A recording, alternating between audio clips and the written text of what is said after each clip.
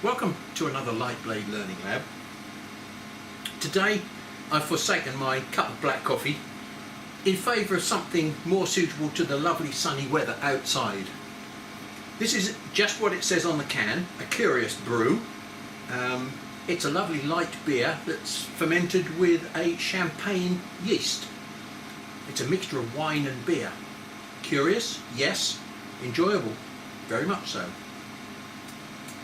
Now, today we're going to touch on a subject that is not very well understood.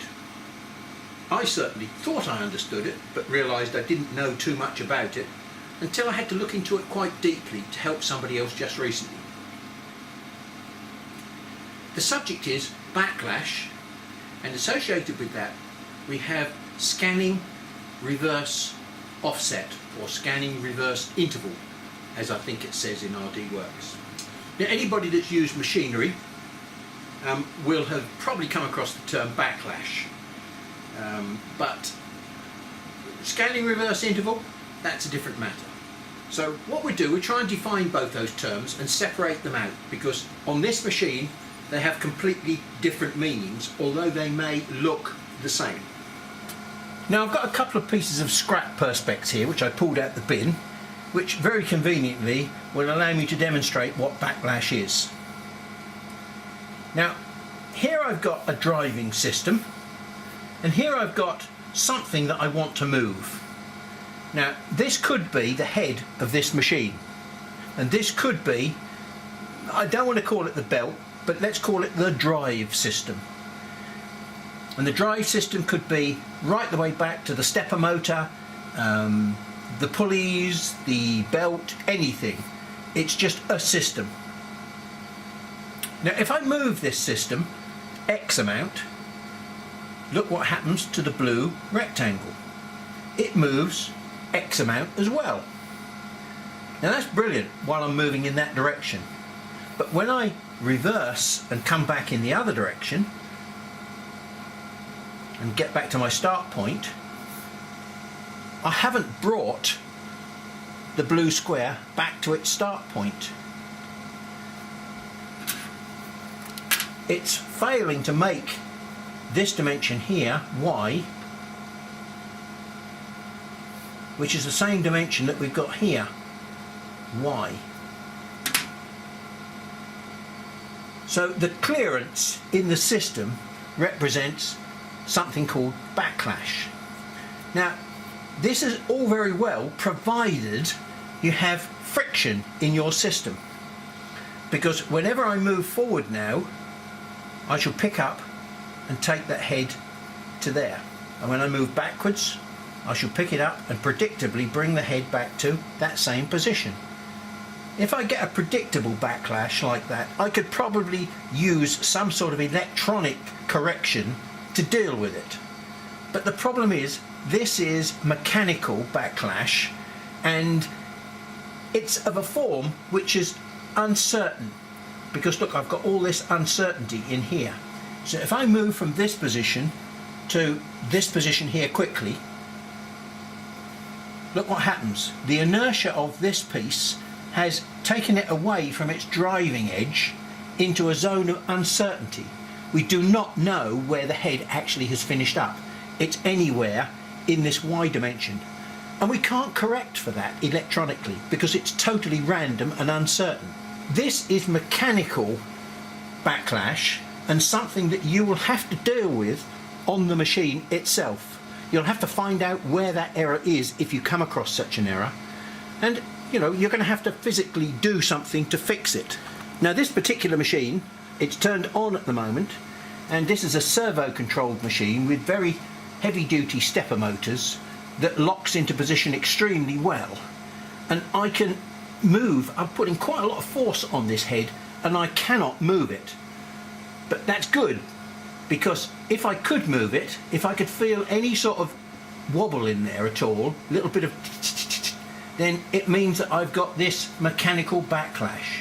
There's no wobble on that head at all, so I have zero mechanical backlash in the system, which is brilliant. And that comes about probably by mainly tensioning up the belt to get rid of the backlash. There is another sort of backlash that occurs on this machine, which I believe is what the backlash compensation on this machine is all about. And it basically comes down to a design weakness that's built into all of these belt-driven machines.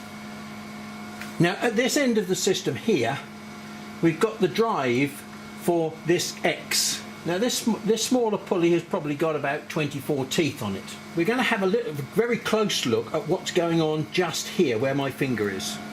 Now, I'm going to run a scanning program, and I want you to watch what happens to this belt at the top here. Watch it in relation to something in the background, and you'll see this belt rise up and go down, and come up and go down as we change direction. So I think you can probably clearly see the belt rising as it goes onto the pulley and falling as it comes off the pulley. You can see it by watching the belt rising and falling just at the back there relative to something. Now look, the belt on this machine is a fixed length. It can't change its length. Now, although I've shown you the top of the belt because it's much easier to see, exactly the same thing is happening on the bottom of the belt where the head is attached to.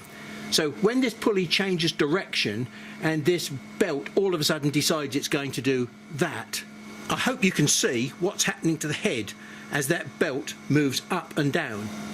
That's what happens as the belt rises and falls. Can you see how it's changing the position of the head?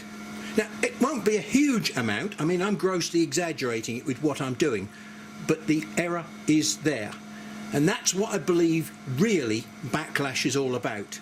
It's not really backlash. There are two problems associated with these pulleys. Number one is that the actual teeth on the belt are not a perfect match for the tooth form that's in there. There is a very small amount of clearance between these teeth and the belt sideways, because the belt has to locate right in the bottom of its groove and on the top of the teeth. It can't locate on the tapered sides of the teeth, both sides at once. It has to locate on one side or the other. Now, okay, that backlash, that clearance is very small, but that's one sort of clearance that exists in this system, and there's nothing we can do about it.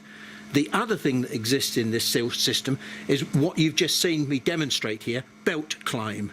And that's because the first tooth, being rubber or any material, it will tend to get stuck on the side of on the flank of the pulley tooth, and it will lift up.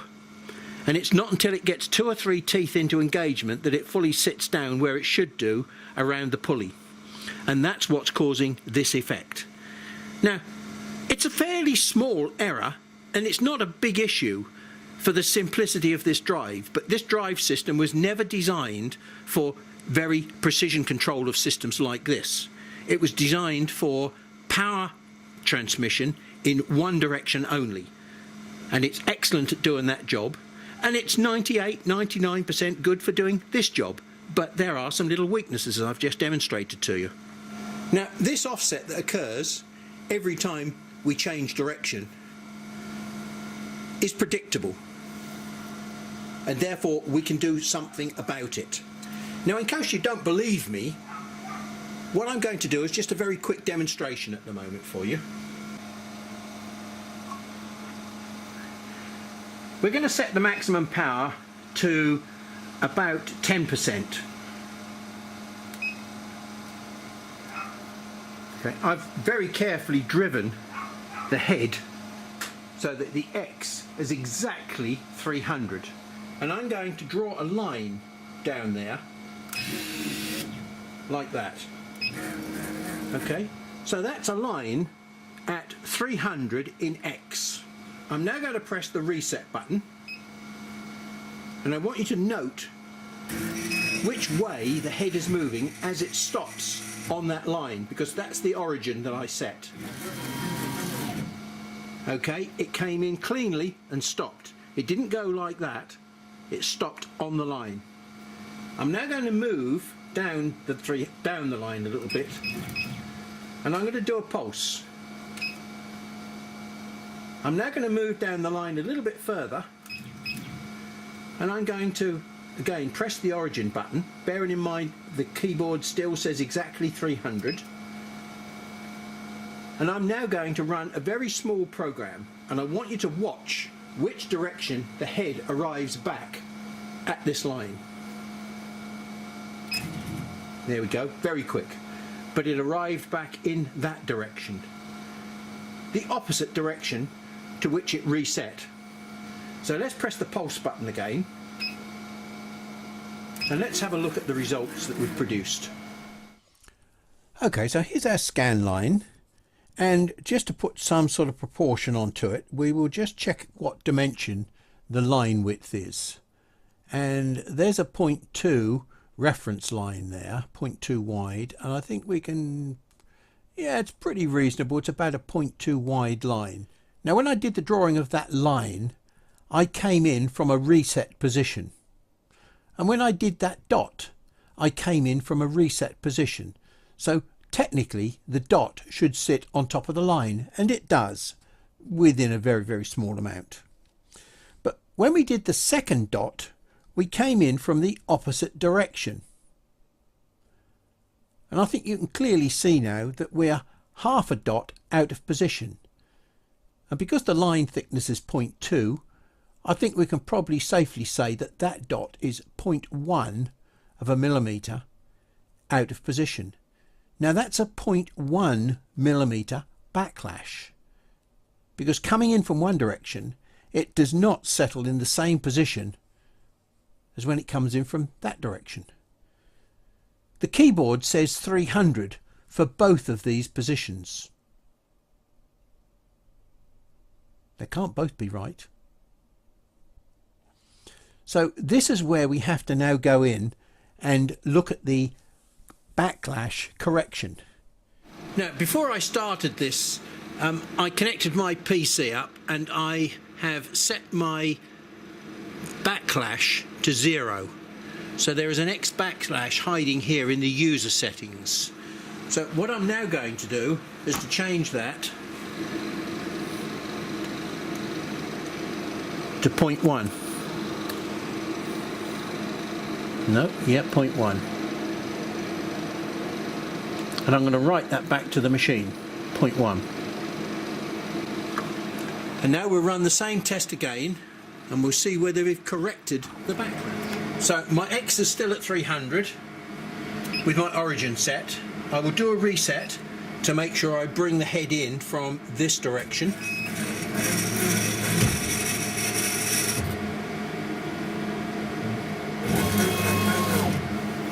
And I'll draw my line at 300 in X.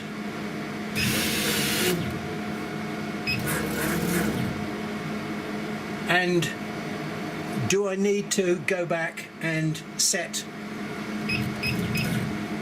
I can put a dot on there because I've already come in from the right hand direction. We'll go down and we'll set a new origin point just there. Still at 300 on the keyboard, and then we'll do my little test and frame, and now I'll do another pulse. Well, here's our first attempt at correcting the backlash. There's the dot coming in from the right, and then here is the corrected result, and it's not bad, but it looks as though we've overcorrected it with a 0.1 backlash setting. I'm now going to change the backlash to 0.05. And now I'm going to run my little program and press the pulse button again.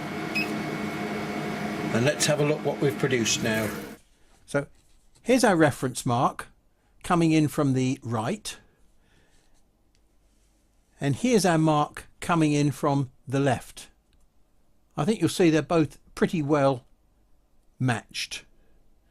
So 0.05 is my backlash on this machine. Now 0.05 is about the thickness of a human hair. That's not a great deal. It's something you should be aware of. This machine is particularly good.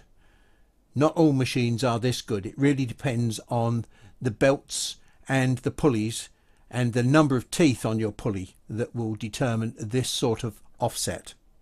Now, although I should have to copy this program onto my PC next to the machine and run it from the machine, while I'm in the office, I will actually show you how to draw the next program, which is a very important test program that you should probably keep on your machine. So we're going to do a square, and we'll hold down the control key to make it a square. And then I'm going to put a marquee round that. That's a control C for control copy, and then control V will put it at the cursor. There we go. So now I've produced a copy.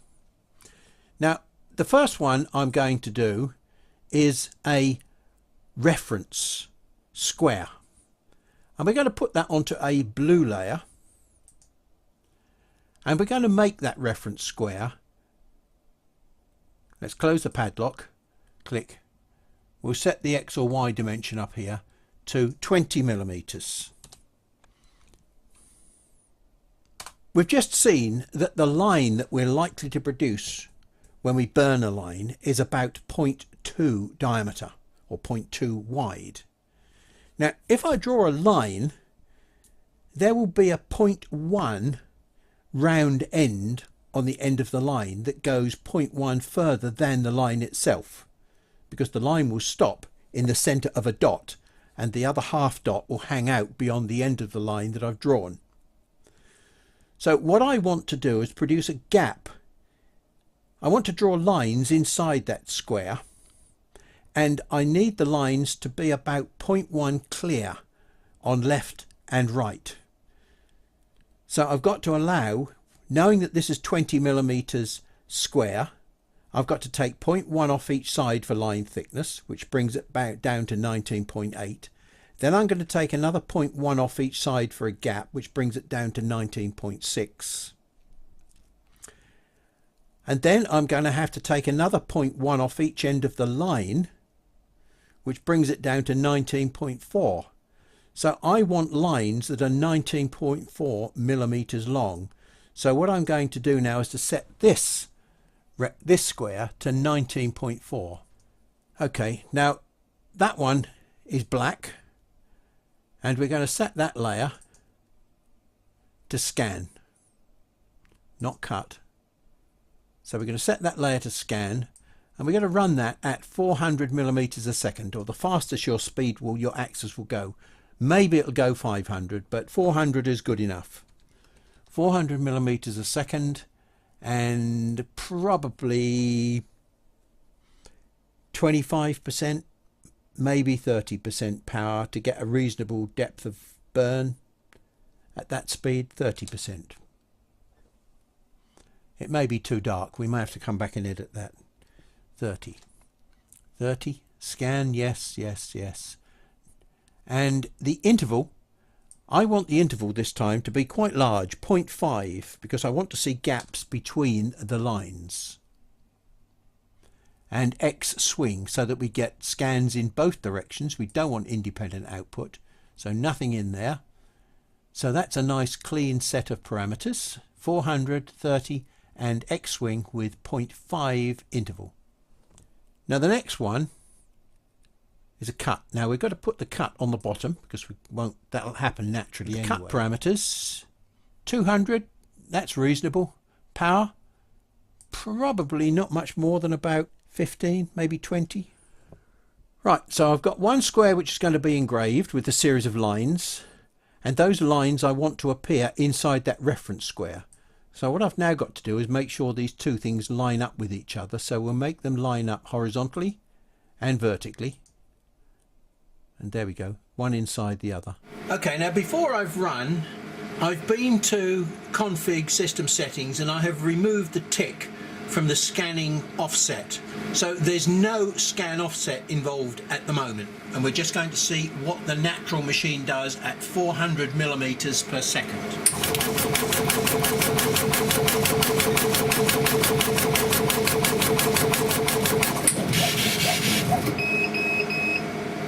We'll do a series of tests. I will check them and then we'll go and have a look under the microscope. Now we need to look carefully to work out which way the first line is drawn. That's very important. Now, I didn't see that because it happened so quickly.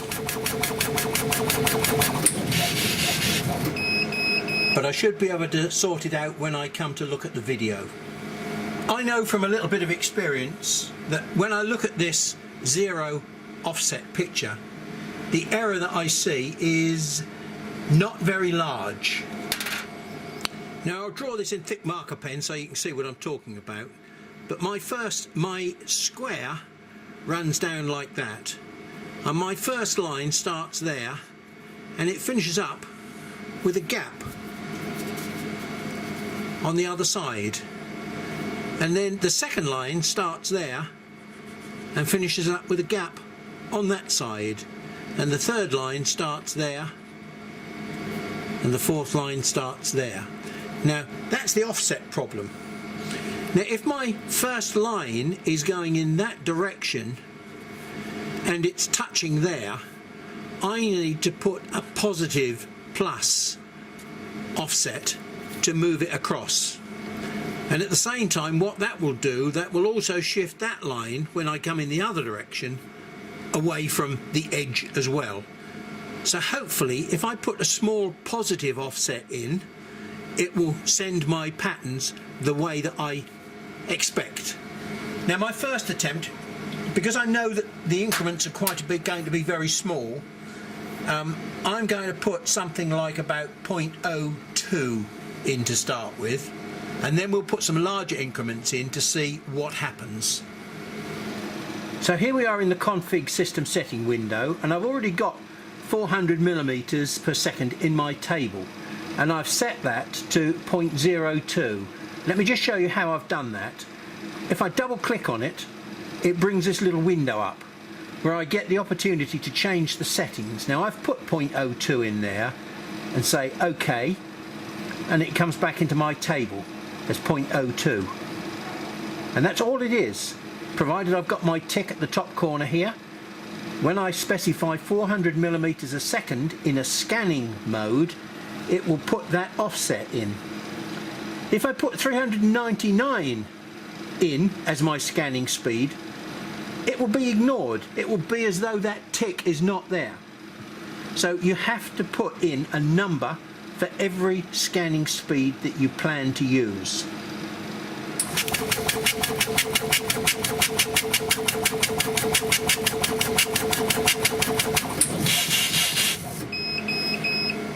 Well, I think when we look at that under the microscope, you'll see that we can't get much more perfect than I've got there. So I've now set my backlash and my scanning offset. The backlash won't change, but the scanning offset will change for different speeds. So let me just prove by putting in a silly number either side of my perfect results.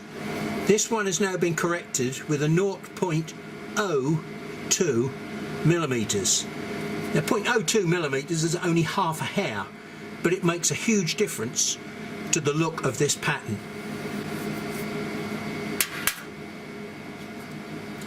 So now what I'm going to do, I'm going to go plus 1 millimeter and minus 1 millimeter, and we'll see what effect it has on the pattern. This is the first test where we had the scanning offset set to nothing. It was not ticked at all, so it was not operative. And our first line ran from right to left. Now I'm going to keep stressing this. You must understand which way that top line goes, because it helps you to sort out what corrections you're making and whether you're overcorrecting, because you can easily send that line out the other way and get confused. The second line should not be touching the pattern, and the first line appears to not be touching the pattern. Fine, but in reality it probably is, because if we look at lines 3, 5, 7, etc., you'll see that they are all touching the pattern. The only reason why the first line wasn't touching the pattern is because that is where it actually started from. The head came across and started to accelerate in there. Once the head got to the right hand end of this line, it was running at high speed.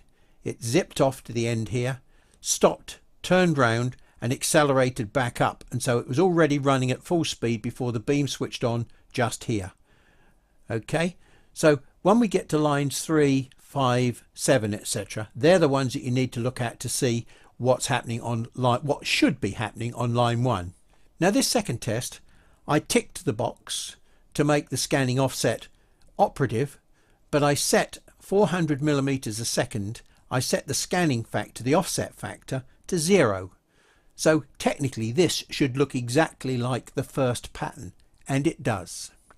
So then we went on and I tried to choose, I guesstimated what would be the perfect offset for my machine. And here it is. Now with the eyeglass it looked a pretty good pattern. Nice and neat gaps down the left and the right hand side. But now I see it under the microscope, I think I probably could have pushed another 0.01 in there and made it 0.03 offset as opposed to 0.02.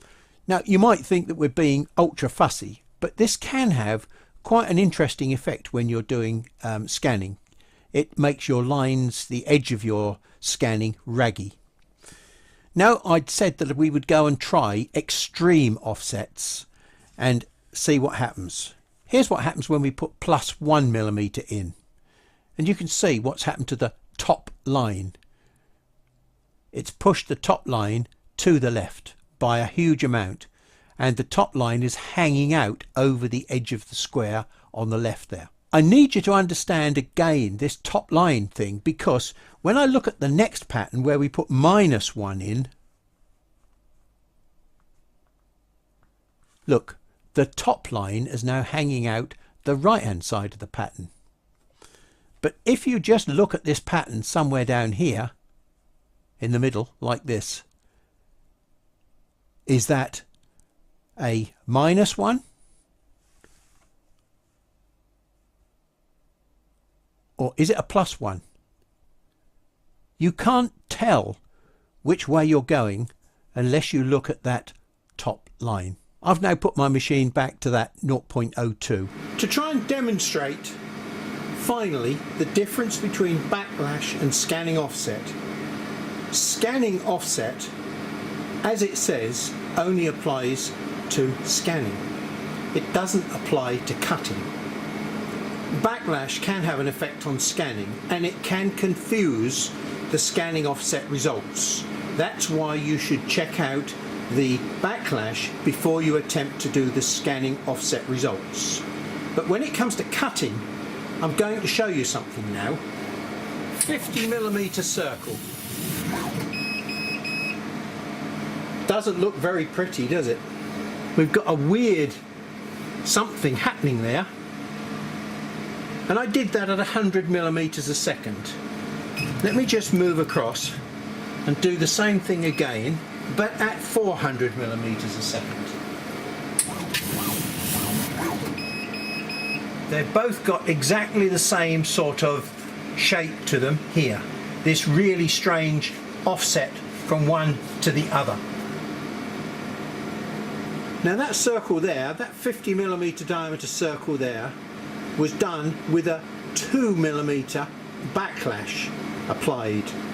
Now I know that's a stupid amount, but I did it just to prove the point that that's what you will get if you add backlash and you're over enthusiastic.